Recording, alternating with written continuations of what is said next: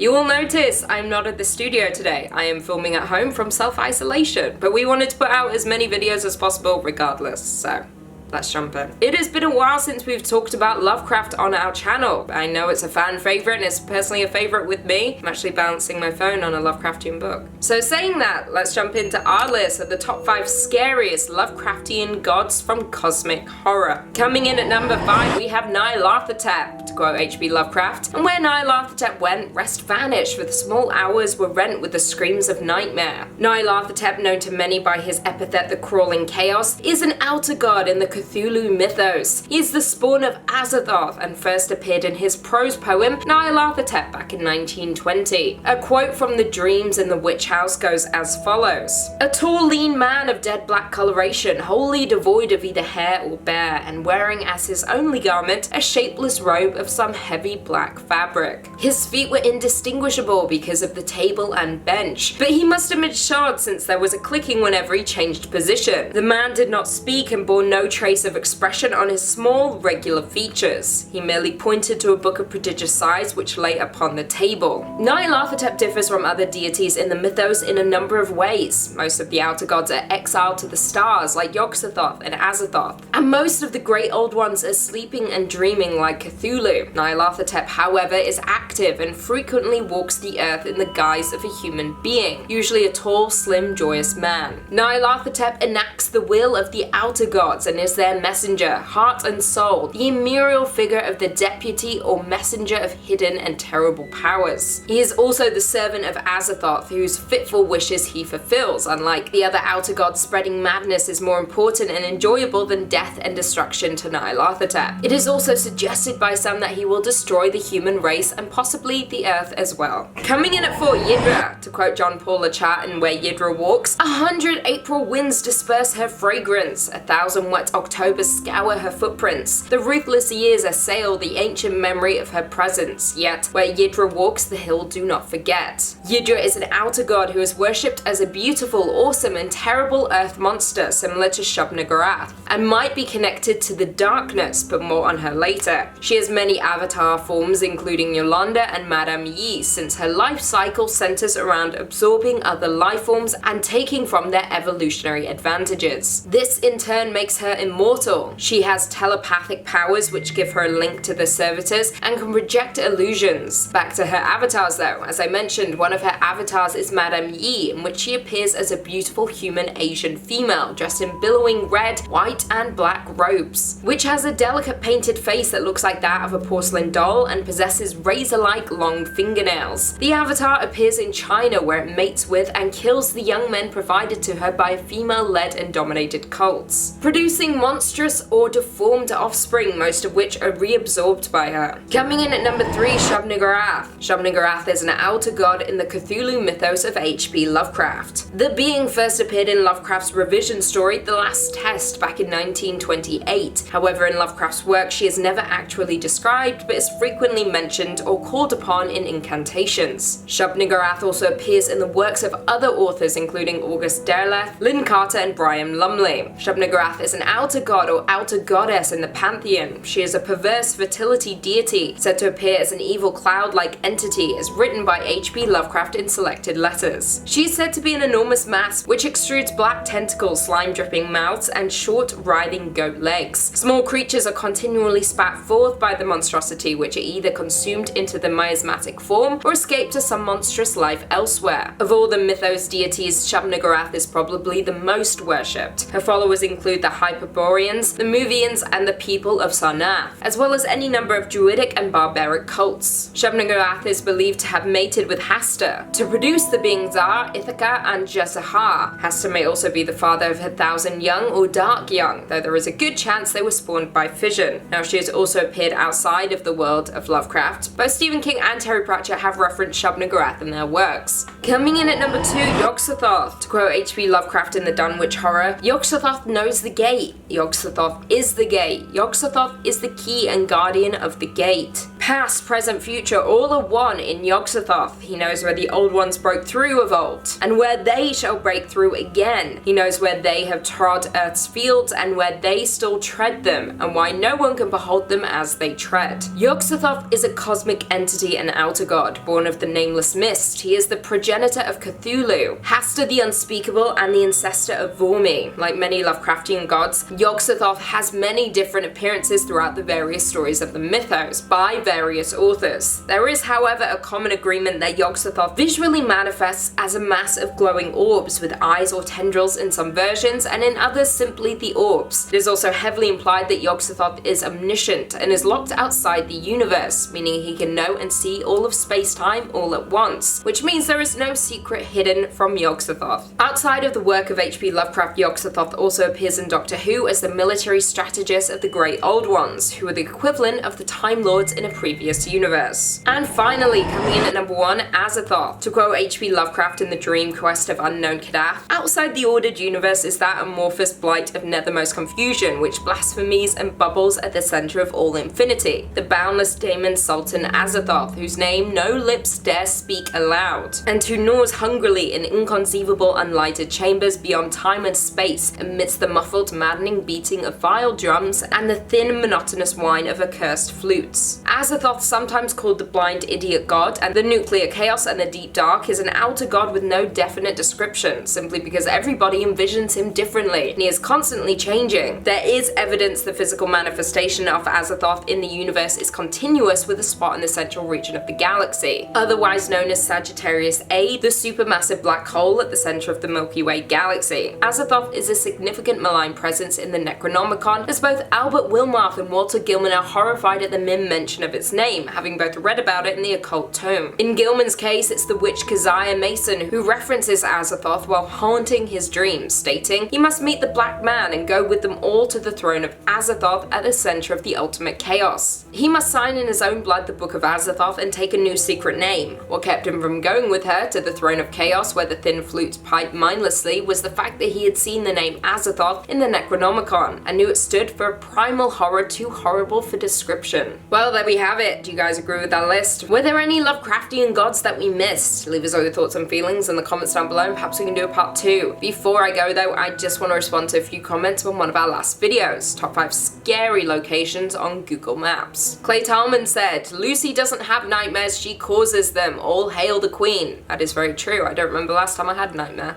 I cause people's nightmares. Weird Archive said, loved the workout gear on the video, Lucy. Looked like you're training for a marathon or boxing match. Can you please tell me what's the logo on your jersey? I don't remember specifically what outfit I was wearing in that video. I assume it was some kind of sweatpants and sweatshirt, but usually that's just because I'm trying to be cozy, not because I'm actually working out. Don't be fooled. Mr. Furious said, I'm not smart but want to hear my name anyways. Well, you heard your name, Mr. Furious. There you go. Cullen Family Fan 10 said, Lucy reminds me of a brunette version of Tinkerbell right now. Don't know why, just does. It's a good look on her. Well, now that you've said that, I need to change my look up immediately. I don't want to look like Tinkerbell. That's too peppy. And on that note, if you haven't already, be sure to give this video a big thumbs up, subscribe, and turn on notifications so you never miss another scary vid. And until next time, see you later. Oh, I didn't put the tissues. How are you doing that right now? It was just on itself. Oh, because you were winging it. Yeah. On the tissues. On the tissues. I cause people's nightmares. I cause Jocelyn's. All the time.